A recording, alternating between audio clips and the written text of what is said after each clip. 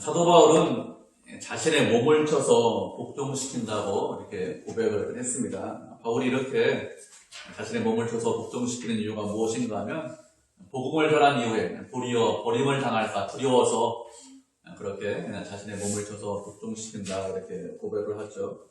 그렇게 고백하면서 출애굽할 때 이스라엘 백성들에게 어떤 일이 있었는지 우리에게 말씀을 하고 있습니다. 출애굽한 이스라엘 백성들 다 구름 아래에 있었고 다 바다 가운데로 지나고 모두 다 모세와 함께 구름과 바다에서 세례를 받았고 모두 다 신령한 음식을 먹었고 모두 다 신령한 음료를 마셨다고 했습니다. 그런데 그런 그들이 다 어떻게 되었습니까? 그런 그들이 모두 다 가나안 땅에 들어가는 것이 아니라고 했습니다. 출애굽 1세대 중에서 가나안 땅에 들어간 사람은 여호수아와 갈렙 이렇게 두 사람만 가나안 땅에 들어갔고 나머지 사람들은 60만이 넘는데 다 가나안 땅에 들어가지 못했습니다. 하나님께서 이스라엘 백성들을 출애굽시키기 위해서 애굽에 10가지 재앙을 내리셨죠. 애굽에 10가지 재앙을 내리시고 홍해를 갈라서 출애굽시켰습니다. 이렇게 하셨다는 것은 하나님께서 그들을 위하시고 그들을 그만큼 사랑하셨다는 거예요. 어느 민족이나 어느 나라 역사에 이런 일이 있었습니까? 그런 일 자체가 없었잖아요. 우리나라 역사에 그런 일이 있었습니까? 그런 일 없었잖아요. 오직 이스라엘 백성들에게만 이런 일을 하셨습니다. 왜 이스라엘 백성들을 이렇게 하셨습니까? 그들을 아주 특별하게 생각하셨기 때문에 이런 일을 하시는 것입니다. 그렇게 특별하게 생각하시고 특별하게 위하셨는데 출애굽한 그들이 어떻게 되었습니까? 그들은 가나안 땅에 들어가지 못하고 광야에서 사막에서 거의 대부분의 사람들이 죽었습니다. 왜 그런가 하면 하나님께서 그들의 다수를 기뻐하지 않으셨기 때문에 그렇습니다. 그래서 가나안 땅에 들어가지 못한 것이죠. 바울이 이렇게 출애굽한 이스라엘 백성들이 가나안 땅에 들어가지 못한 일에 대해서 무엇이라고 했죠? 본문 6절을 보면 이 일이 우리의 본보기가 된다 이렇게 말씀을 하고 있습니다. 이 본보기가 된다는 것은 다른 말로 하면 거울이 된다 이런 뜻이죠. 또 다른 말로 하면 흔적이 된다 이런 의미도 있습니다. 이스라엘 백성들이 광야에서 한 일이 우리의 본보기가 되고 흔적이 되기 때문에 그런 것들을 마음에 새겨서 그 일을 하지 말라고 이렇게 이야기를 하는 것입니다. 6절 하반절을 보면 무엇이라고 했습니까? 그들이 악을 즐겨하는 것 같이 즐겨하는 자가 되지 말라 이렇게 말씀을 하고 있습니다. 악을 즐겨한다 이렇게 말씀하고 있죠. 악을 즐겨한다는 것이 무슨 뜻일까요? 악을 즐겨한다는 것은 악한 일을 하는 것을 마음으로 즐겁게 생각한다 이런 뜻입니다. 이스라엘 백성들이 출애굽했는데 가나안 땅에 들어가지 못하고 다수가 광야에서 죽은 이유가 무엇이냐? 악한 일을 하는 것을 마음으로 즐거워했기 때문에 그렇습니다. 사람들이 우리가 악한 일을 하는 이유가 무엇일까요? 그것은 우리 안에 악한 욕심, 악한 욕망이 있기 때문에 그렇습니다. 인간에게 어떤 욕구가 있다는 것 그 자체가 잘못된 것은 아닙니다. 욕망이나 욕구 이런 것은 하나님께서 우리에게 주시는 것입니다. 그렇기 때문에 욕망이나 욕구를 가지고 있는 것이 잘못된 것이냐? 그렇지 않습니다. 잘못 생각하면 욕망이 있다, 욕심이 있다, 이것이 잘못된 것이다, 죄다, 이렇게 생각할 수 있는데 그렇지 않습니다. 인간이 가지고 있는 기본적인 욕구, 수면욕이 있고 성욕이 있는데 이런 것이 악하고 잘못된 것이냐? 그렇지 않습니다. 하나님께서 우리에게 주신 것들이기 때문에 이런 것들은 오히려 악한 것이 아니라 선한 것들입니다. 욕구나 욕망이 있다는 것 그 자체가 잘못된 것이 아니라 우리가 가진 욕구나 욕심, 욕망 가지고 무엇을 하느냐, 그것을 어떻게 사용하려고 하느냐, 이것이 문제가 되는 거예요. 예를 들면 이런 것입니다. 어떤 사람이 저는 하나님의 영광을 위해서 제가 평생 동안 살겠습니다. 이렇게 영광을 위해서 사회생활하면서 직장생활하면서 살겠습니다. 이렇게 마음을 먹었습니다. 그러면 그 사람은 어떻게 될까요?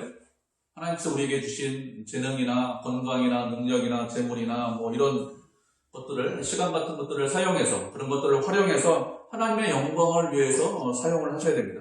하나님께서 기뻐하시는 일을 하셔야 합니다. 그런데 그런 것들은 전혀 활용하지 않으면서 저는 아무런 욕심이 없습니다. 아무런 욕구가 없습니다. 그렇기 때문에 저는 선한 사람이죠. 저는 착한 사람입니다. 이렇게 말한다면 그 사람은 선한 사람이 아니죠. 그 사람은 선한 사람이 아니라 게으른 사람이고 그런 사람은 악한 사람입니다. 욕망이 있다, 욕심이 있다, 이것 자체가 잘못된 것이 아닙니다. 우리가 가진 욕심, 욕망을 어디에 쓰느냐, 무엇을 위해서 쓰느냐, 이것이 중요하죠. 이스라엘 백성들은 욕심이 있었습니다. 욕망이 있었습니다. 그런데 이런 욕망을 어떻게 사용했습니까? 자신들을 위해서 사용을 했고, 그리고 그렇게 악한 일을 하는데 더욱더 힘을 쓰고, 그 악한 일을 하는데 더욱더 발전시키는데 그렇게 자신의 욕구와 욕망을 사용을 했습니다.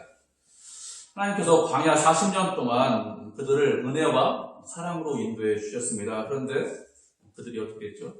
주님께서 주신 것들에 대해서 감사하거나 아니면 찬송하지 않고 오히려 원망하고 불평했습니다. 그러면서 내가 하고 싶은 대로, 자신이 원하는 대로 살았습니다. 악한 욕심을 이루기 위해서 살았습니다. 그래서 출애굽 1세대는 가나안 땅에 들어가지 못한 것이죠.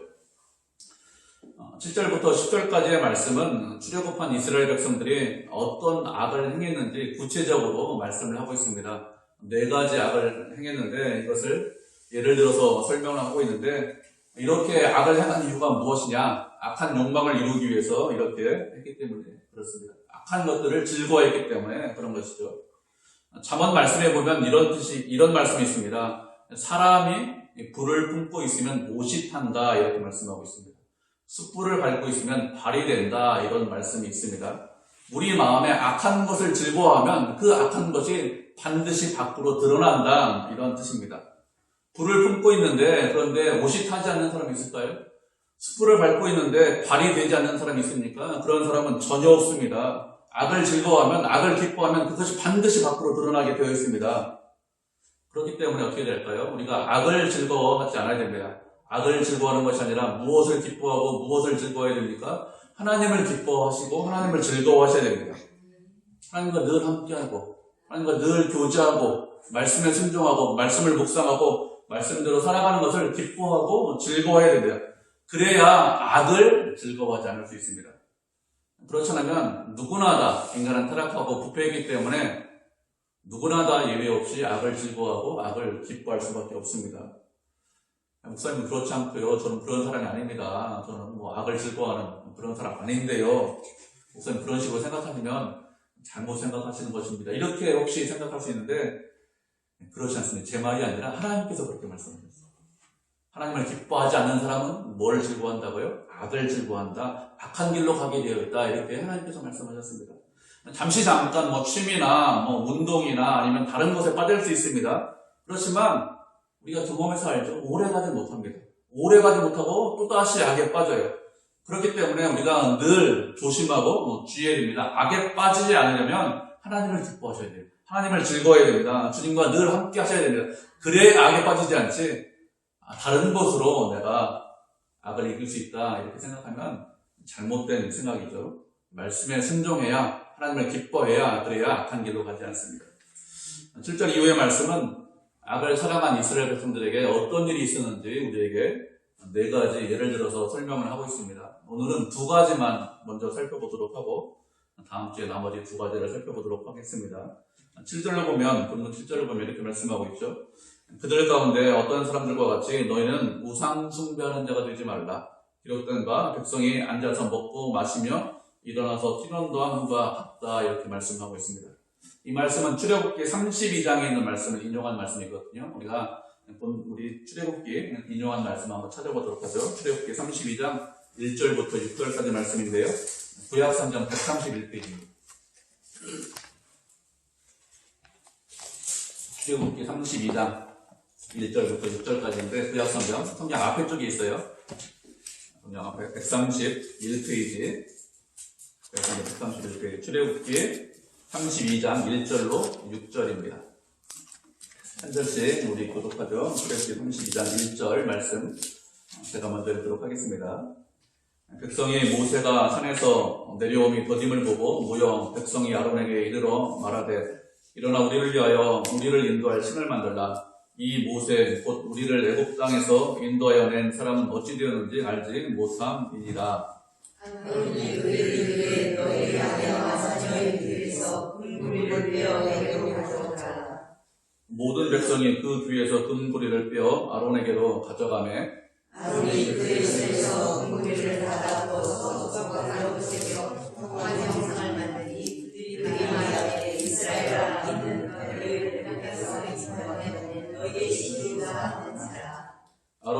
그리고 그 앞에 제단을 쌓고 이에 아론이 공포하여 이르되 내일은 여호와의 절이니라 하니 이스라엘들이 지으러다 문제를 드리며 번제를 드리고 백성이 앉아서 먹고 마시며 일어나서 뛰노라. 아멘. 출애굽한 이스라엘 백성들이죠. 그들은 출애굽한 이후에 곧바로 가나안 땅으로 가지 않습니다. 가나안 땅으로 간 것이 아니라 하나님께서 그들을 시내산으로 인도해 주셨습니다. 시내산으로 인도하신 이유가 무엇인가 하면 율법을 주기 위해서 시내산으로 인도하신 것이죠.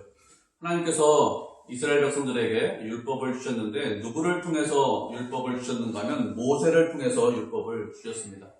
하나님께서 시내산에 임재하셨는데 이스라엘 백성들이 두려워요. 하나님이 임재하시니까 그곳에 계시니까 두려워서 가까이 가지 못했습니다. 그래서 백성들이 요청하기를 하나님께서 직접 우리에게 말씀하시지 마시고 하나님께서 모세에게 말씀하시고 그리고 우리는 모세를 통해서 듣겠습니다. 하나님의 임재가 두려워서 이런 식으로 이야기를 한 것이죠. 그래서 백성들은 하나님께 말씀을 직접 들은 것이 아니라 모세를 통해서 들었습니다. 모세를 통해서 들었는데 하나님께서 모세를 통해서 말씀하신 것이 무엇인가 하면 이스라엘 백성들이 가나안 땅에 들어가서 정착해서 살 것인데 무엇을 해야 되는지 아니면 무엇을 하지 말아야 되는지 이런 것들을 말씀해 주셨습니다. 그리고 하나님께서 말씀하신 율법 중에는 성막에 관한 것도 있어요. 그리고 또 제사를 드릴 때 무엇을 해야 되고 어떻게 해야 되는지 이런 것들도 다 말씀해 주셨습니다. 이렇게 하나님께서 이스라엘 백성들을 시내산으로 인도해 주셨는데 그들을 인도하시면서 무엇이라고 말씀하셨는가 하면 출애굽기 19장에 보면 이렇게 말씀하고 있습니다. 세계가 다 내게 속하였나니 너희가 내 말을 잘 듣고 내 언약을 지키면 너희는 모든 민족 중에서 내 소유가 되겠고 너희가 내게 대하여 제사장 나라가 되며 거룩한 백성이 될 것이다. 이렇게 말씀하셨습니다. 세상 모든 나라가 하나님께 속했는데 하나님의 말씀을 잘 듣고 하나님과 언약 맺은 것을 잘 지키면 모든 민족 중에서 내 소유가 되겠다. 이렇게 말씀하셨습니다. 그러면 이 말씀이 무슨 뜻인가 하면 우리가 하나님의 말씀을 잘 듣고 잘 지키면 하나님의 소유가 되고 그렇지 않고 하나님의 말씀을 순종하지 않으면 하나님의 소유가 안 된다. 이런 의미로 말씀하시는 것이 아닙니다. 하나님의 말씀을 잘 듣든지 아니면 하나님의 말씀을 잘 듣지 않든지 이스라엘 백성들은 언제나 하나님의 소유였습니다. 하나님께서는 이스라엘 백성들의 아버지이십니다. 하나님께서 이렇게 말씀하시는 것은 늘 말씀에 순종하라고 하나님 말씀대로 살라고 이렇게 말씀하시는 것입니다. 부모가 자식에게 이렇게 말하는 부모는 없죠. 너 박사로도 된다. 너 마음대로 세상에서 살아라. 이렇게 말하는 부모가 있습니까? 그런 부모는 아무도 없어요. 너 정직하게 살아야 돼. 성실하게 살아야 돼. 열심히 살아야 돼. 이렇게 부모가 자녀에게 이야기를 하고 그렇게 말하는 것이 당연합니다. 그런데 옆집 아이한테는 그렇게 이야기하지 않아요. 왜 옆집 아이한테 그렇게 이야기하지 않습니까? 내 아이가 아니기 때문에, 내가 부모가 아니기 때문에 그렇습니다. 부모가 된다는 것이 무슨 뜻일까요? 부모가 된다는 것은 아이를 책임진다는 것입니다. 부모의 영광은 무엇이 부모의 영광입니까? 어떤 어려움이 있고 어떤 고난이 있어도 그 아이를 끝까지 책임지는 것, 그것이 부모의 영광이고 부모의 면류관입니다. 하나님은 우리의 아버지십니다. 그래서 우리를 반드시 끝까지 책임지십니다. 그렇기 때문에 언약을 잘 지켜라, 말씀에 순종해라 이렇게 말씀을 하시는 것입니다. 왜요? 바른 길로 인도하기 위해서, 잘 자라고 성장시키기 위해서 그렇게 말씀을 하시는 거예요. 그렇게 바르게 키우기 위해서 우리에게 그렇게 말씀을 하시는 것입니다. 그러면서 말씀하시기를 무엇이라고 하죠? 내게 대하여 제사장 나라가 되고 거룩한 백성이 될 것이다. 이렇게 말씀하셨습니다. 제사장 나라가 된다는 것은 하나님과 특별한 관계가 된다. 이런 뜻입니다.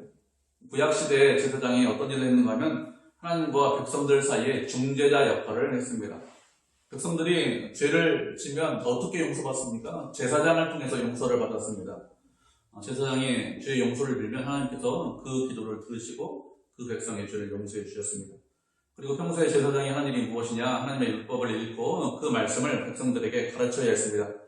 그렇게 해서 백성들이 하나님의 말씀대로 살 수 있도록 하는 것이 제사장의 임무고 제사장의 역할이었습니다.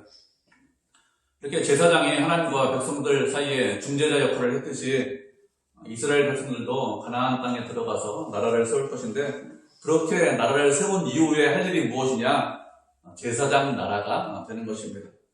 제사장 나라가 되어서 이웃 나라들과 하나님과 바른 관계를 가질 수 있도록 중재자 역할을 하라는 뜻입니다. 하나님께서 원하시는 것은 그런 역할을 하기를 기대하고 계셨습니다. 그리고 거룩한 백성이 된다고 했습니다. 거룩한 백성이 된다는 것은 구별된 백성이 된다, 이런 의미가 있습니다. 구별되었다는 것은 세상과 구별되었다, 이런 뜻입니다. 어떤 면에서 구별되었는가 하면 하나님의 말씀을 잘 지킨다는 면에서 구별된 것을 말하는 것입니다.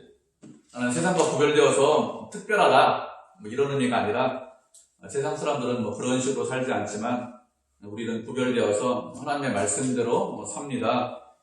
그래서 거룩한 백성이다, 이렇게 말하는 것이죠.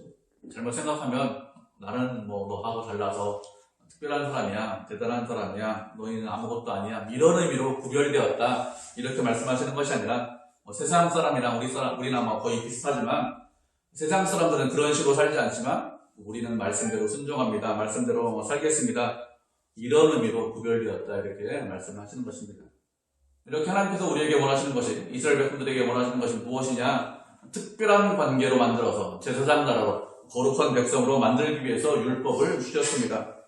하나님께서 율법을 모세를 통해서 주셨는데 모세가 율법을 받기 위해서 산 위에 올라갔습니다. 그런데 내려오지 않고 있어요. 출애굽기 32장 1절을 보면 무엇이라고 말씀하고 있습니까? 모세가 더디 내려왔다, 이렇게 말씀을 하고 있죠. 모세가 산 위에서 오랜 기간 동안 있었느냐? 그런 것도 아닙니다. 한 40일 정도 있었습니다.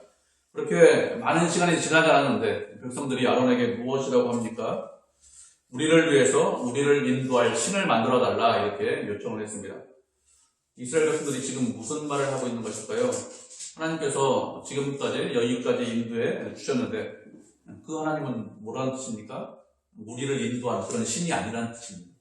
그러니 우리를 인도할 신을 다시 만들어 달라, 이렇게 요청을 하고 있는 것입니다. 이스라엘 백성들은 애굽에서 노예로 있다가 해방되었습니다. 바로의 노예로 있었는데 그런 노예를 해방하신 이유가 말씀드린 대로 거룩한 나라로, 거룩한 백성으로, 제사장 나라로 삼기 위해서, 그래서 해방을 시켰는데, 그런데 백성들은 무엇이라고 말을 하고 있습니까? 우리를 인도할 신을 만들어주세요, 이렇게 요청하고 있는 것이죠. 백성들이 이렇게 하는 이유가 무엇일까요? 거룩한 백성으로 살기 싫다는 거예요. 제사장 나라가 되기 싫다는 것입니다. 하나님의 뜻대로 살기 싫으니까, 그러니까 우리를 인도할 신을 만들어달라. 무슨 뜻입니까? 내 마음대로, 내가 원하는 대로 하고 싶다. 그래서 금송아지 만들어달라, 이렇게 이야기를 하는 것입니다. 그렇게 해서 신을 만들었는데 만든 신이 무엇이냐? 금송아지죠. 그런데 4절 보면 무엇이라고 말씀하고 있습니까? 이 금송아지가 너희를 이끌어낸 여호와다, 이렇게 말을 하고 있습니다. 금송아지를 만들어 놓고 이 금송아지가 하나님이다, 이렇게 말을 하고 있는 거예요. 이 금송아지 앞에서 예배하고 절하면 하나님을 섬기는 것이다, 이렇게 이야기를 하고 있습니다.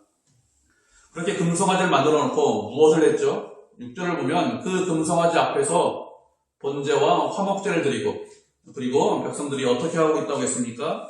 아침 일찍 일어나서 제사를 드리고 먹고 마시고 뛰놀았다, 이렇게 말씀하고 있어요. 먹고 마시고 뛰놀았다, 무슨 뜻일까요? 이것은 성적인 타락, 성적인 방종을 의미를 하고 있습니다. 그 당시 이방 백성들이 신에게 제사를 드리면서 먹고 마시고 뛰놀았습니다. 신전 창기도라고 이렇게 했습니다. 이스라엘 백성들도 먹고 마시고 뛰놀았죠. 이스라엘은 신전 창기가 없잖아요. 그렇기 때문에 백성들끼리 그렇게 했다는 것입니다. 그렇게 먹고 마시고 뛰놀기 위해서 아침 일찍 일어났습니다. 왜 아침 일찍 일어나죠? 아침 일찍 일어나야 조금이라도 더 놀고 조금이라도 더 즐길 수 있기 때문에 그렇습니다. 더 놀고 더 즐기고 싶은데 시간이 없다는 거예요. 그러니까 아침 일찍 일어나야죠. 더 많이 놀겠다, 더 많이 즐기겠다, 이런 의미로 아침 일찍 일어난 것입니다. 이렇게 하면서 그들은 무엇이라고 하죠? 나는 하나님을 떠나지 않았다, 하나님께 제사를 드리고 있다, 이렇게 생각했습니다. 하나님께 제사를 드린다고 드렸지만 실제로는 무엇입니까? 제사를 드리는 것이 아니라 자신들이 원하는 신을 만들어 놓고 자신들이 하고 싶은 일을 하고 있는 것입니다. 제사는 단순한 형식에 불과하고 실제로는 즐기기 위해서 이렇게 하고 있는 것이죠. 이런 일이 있자 하나님께서 어떻게 하셨습니까? 하나님께서 진노하셨습니다. 그래서 레위 자손이 일어나서 3,000명을 죽였습니다. 이스라엘 백성들의 말대로 우상 숭배가 아니라 하나님을 예배하는 것이라면 그러면 하나님께서 진노하셨을까요? 그렇지 않죠. 진노하지 않으셨을 것입니다. 우상 숭배이기 때문에 진노하신 것이죠. 자신들이 하고 싶은 일을 하고 있기 때문에 진노하시고 레위 사람들을 통해서 심판하신 것입니다. 그런데 지금 고린도 교회 성도들이 어떻게 하고 있습니까? 스스로 믿음이 강하다고 하면서 이와 비슷한 일을 하고 있습니다. 우상의 제물을 먹고 있는데 단순히 시장에서 파는 우상의 제물을 먹는 것으로 끝나지 않고 사람들이 이방 신전에 들어가서 신전에서 고기를 먹고 음식을 먹고 있습니다. 그렇게 신전에 들어가서 고기를 먹고 음식을 먹는 것은 이방 신에게 제사하는 그 순서 중에 있는 거예요. 그 순서 중에 음식 먹는 것이 있는데 그러면 어떻게 하는 것입니까? 우상 제사에 참석하는 것인데 무엇이라고 하죠? 우상 제사에 참석하면서 그래 우상은 아무것도 아니야, 고기는 아무것도 아니야, 난 믿음이 있기 때문에 고기 먹어도 아무런 문제가 없어, 이렇게 생각을 하고 있죠. 이런 성도들에 대해서 바울이 무엇이라고 했습니까? 너희는 우상 숭배하는 자가 되지 말아라, 이렇게 말씀하고 있습니다. 왜 그렇죠? 출애굽한 이스라엘 백성들이 우상 숭배하다가 망했기 때문에 그렇습니다. 우상 숭배하면 너희도 망할 것이니 그러니 우상 숭배하지 말라는 것입니다. 우상 숭배는 하나님께서 가장 싫어하시는 죄예요. 십계명에서 첫 번째 계명, 두 번째 계명에서 무엇이라고 말씀하셨습니까? 첫 번째 계명은 나 외에 다른 신을 두지 말라. 두 번째 계명은 우상을 만들어서 절하거나 섬기지 말라, 이렇게 말씀하셨습니다. 왜 첫 번째 계명으로 두 번째 계명으로 이렇게 말씀하셨을까요? 하나님께서 가장 싫어하시는 죄가 무엇인가 하면 우상을 만들고 우상을 섬기는 죄를 가장 싫어하시기 때문에 그렇습니다. 우상 숭배하는 것, 여러분 멸망의 지름길입니다. 우상 숭배하는 것 가장 어리석은 거예요. 요즘 보니까 대학교에도 아직까지 고사 지내더라고요. 돼지머리 놓고. 30년 전에 제가 대학 다닐 때도 그때도 고사 지냈는데 지금도 그렇게 하고 있습니다. 옛날에 말 타는 시대나 지금 전기차 타는 시대나 사람들이 생각이 바뀌지 않았어요. 여전히 어리석고 여전히 어두워서 계속해서 동물머리 놓고 우상을 숭배하고 절하고 있습니다. 왜 그럴까요? 어리석고 미련하고 하나님 보시기에 합당하지 않기 때문에 마음이 어두워져서 그렇습니다.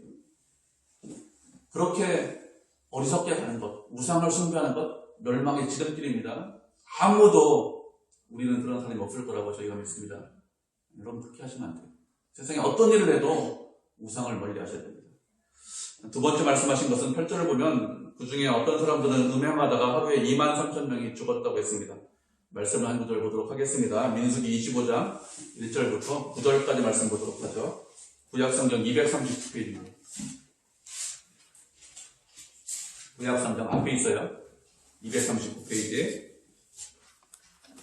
민수기 25장 1절부터 9절까지입니다. 한 절씩 읽고 우리 마지막 절을 합독하도록 하겠습니다. 239페이지. 민수기 25장 1절부터 9절까지입니다. 1절 제가 먼저 읽도록 하겠습니다. 이스라엘이 시딤에 머물러 있더니 그 백성이 모압 여자들과 음행하기를 시작하니라.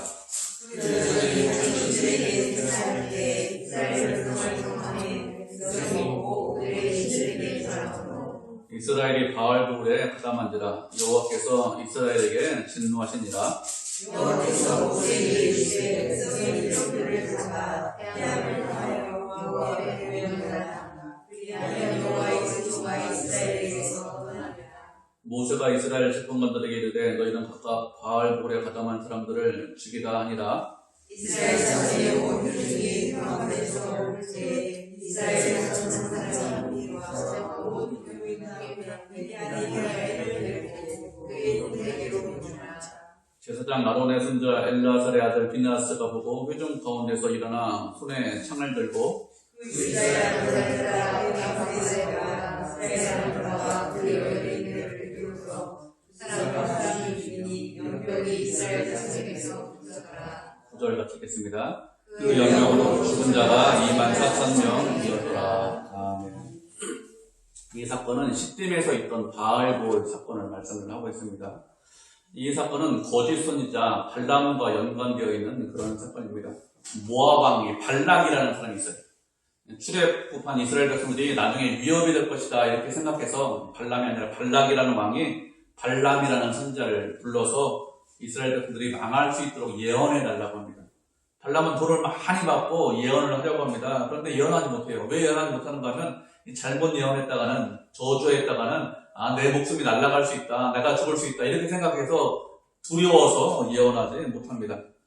발람은 예언하지 못했지만 이스라엘 백성들이 스스로 망할 수 있는 길을 발락에게 알려줍니다. 그들이 망하는 것은 선지자가 예언한다고 망하는 것이 아니라 스스로 타락하고 부패하면 망한다고 알려주죠. 다른 방법으로 외부적인 공격으로 적이 공격하거나 아니면 전쟁이나 어떤 어려움 때문에 망하는 것이 아니라 내부적으로 타락하고 부패하면 망한다고 알려줍니다. 이것을 알고 있는 들은 모압 왕 발락이 이스라엘 백성들이 시딤에 머물러 있었는데 그들을 초청합니다. 언제 초청을 했는가 하면 자신들이 제사 드릴 때 초청을 합니다. 모압 백성들이 신전에 들어가서 제사를 드리는데 그때 초청해요. 제사 중에 무엇이 있는가 하면 신전에서 신전 창기하고 성관계를 갖는 것이 제사 의식 중에 있었습니다. 이스라엘 백성들이 모압 백성들에게 초청을 받아서 이방 제사에 참석하자 이방 사람들이 신전에서 신에게 제사 드린다고 하면서 신전 창기하고 관계 맺는 것을 보았습니다. 이것을 본 이스라엘 백성들이 어떻게 했습니까? 그들도 신전 창기자라고 관계를 가졌습니다.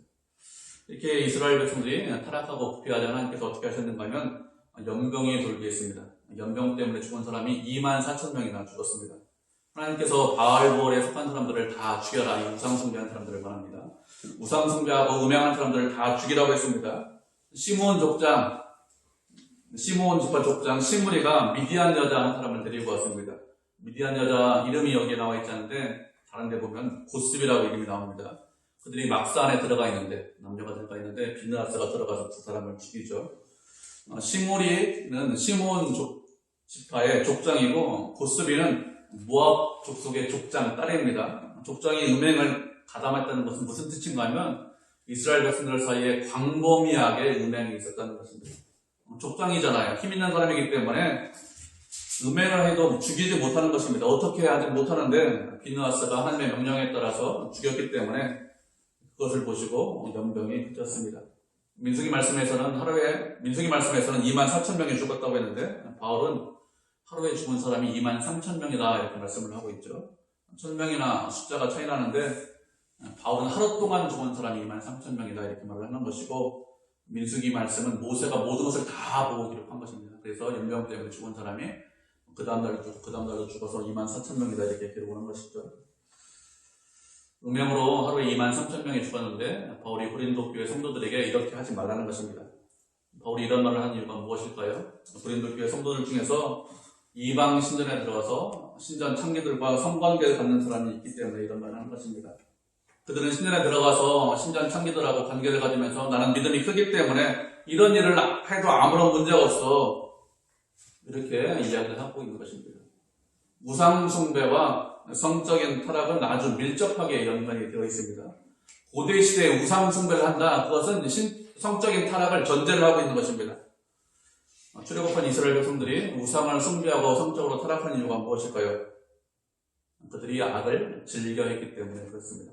마음으로 악을 사랑하고 마음으로 악을 즐겁게 생각하기 때문에 그것이 무엇으로 나옵니까? 그것이 행동으로 나오는 것입니다. 악을 즐겨하면 마음이 우리 부패했기 때문에 가장 먼저 하는 일이 무엇일까요? 가장 먼저 하는 일이 하나님을 떠나는 것입니다. 그래서 우상을 숭배하는 것이고 그 다음에 하는 일이 성적으로 타락하고 부패하는 것입니다. 고린도 교회 성도들은 스스로 믿음이 크다고 생각해서 그래서 어떤 일을 해도 무방하다 이렇게 생각하고 있지만 실제로는 어떻죠? 믿음이 크다는 것은 그냥 부실에 불과하죠. 실제 내용은 악을 사랑하고 즐겨하는 것입니다. 악을 사랑하고 즐겨하면 누구나 다 이런 일에 빠질 수 있습니다. 그렇기 때문에 어떻게 됩니까? 우리가 절제되고 그리고 그렇기 때문에 바울과 같이 자신의 몸을 쳐서 복종시켜야 합니다. 고린도 교회 성도들에게만 이런 일이 있는 것이 아니라 우리에게도 누구에게나 다 악을 즐겨하면 그 악을 즐거워하는 마음이 밖으로 드러나게 되어 있습니다. 제가 말씀드렸죠. 자만 말씀에서 불을 품고 있으면 옷이 탄다고 했습니다. 숯불을 밟고 있으면 발이 된다고 했습니다. 그렇지 않은 사람이 없어요. 우리의 마음은 부패했습니다. 타락했습니다. 너무 쉽게 부패하고 너무 쉽게 타락해요. 그렇기 때문에 늘 조심하고 늘 주의하여야 합니다. 구원받았지만 얼마든지 넘어질 수 있습니다. 얼마든지 우리도 하나님이 기뻐하지 않는 다소가 될 수 있습니다. 그렇기 때문에 우리가 어떻게 해야 됩니까? 이 일이 우리의 본보기라고 했습니다. 이런 일이 있었다는 것을 늘 마음에 새겨야 되겠죠. 깊이 간직하고 있어야 됩니다. 구원받았지만 절제하지 않으면, 말씀대로 살지 않으면 나도 기뻐하지 않는 다수가 될 수 있다는 것을 우리가 분명히 알고 있어야 됩니다. 그렇기 때문에 늘 항상 마음에 새기고 계셔야 돼요. 그래야 넘어지지 않습니다. 그래야 하나님께서 기뻐하는 사람이 될 수 있다니까요. 하나님께서 우리에게 원하시는 것이 무엇일까요? 하나님이 기뻐하는 사람이 되기를 원하십니다. 우리가 하나님을 즐거워하는 사람이 되기를 원하십니다. 그래서 늘 주님과 동행하고 함께하기를 원하십니다. 왜요? 우리를 사랑하시기 때문에, 우리를 위하시기 때문에, 우리가 바른 길로 가기를 원하셔서, 우리가 성장하기를 원하셔서 그렇습니다. 우리가 하나님을 즐거워하지 않으면 어떻게 되죠? 하나님을 즐거워하지 않는 가장 좋은 표시가 뭔지 아십니까? 예배드리기 싫어요. 교회 나오기 싫습니다. 왜요? 하나님을 기뻐하지 않기 때문에. 우리가 다 알잖아요. 예전에 예배 안 드리고 산으로 들로 도망다니고 놀러 다니고. 지금 왜 여기 계십니까? 그걸로 아무것도 아니라는 것을 알기 때문에 여기 있지 않습니까? 더 이상 악한 길로 가면 안 됩니다. 하나님께서 우리에게 원하시는 것이 무엇일까요? 우리가 악한 길로 가기를 원하십니까? 그렇지 않습니다. 주님과 동행하기를 원하십니다. 악한 마음을 품지를 않기를 원하십니다. 그걸 즐기하지를 않기를 원하세요. 하나님께서 우리에게 원하시는 것은 주님을 기뻐하고 주님과 동행하고 주님과 함께 하기를 원하십니다. 이것을 우리가 늘 마음에 새기고 있어야 됩니다. 그래야 하나님이 기뻐하는 사람이 됩니다. 그렇지 않으면, 절제하지 못하면 우리도 멸망할까 두려워하셔야 됩니다. 그렇게 멸망하는 백성이 되는 것이 아니라 언제나 주님과 함께하고 주님과 동행해서 하나님께 영광 돌리는, 하나님을 기뻐하는 그런 믿음의 성도, 은혜의 성도 되시기를 주님의 이름으로 축복을 드립니다. 아멘.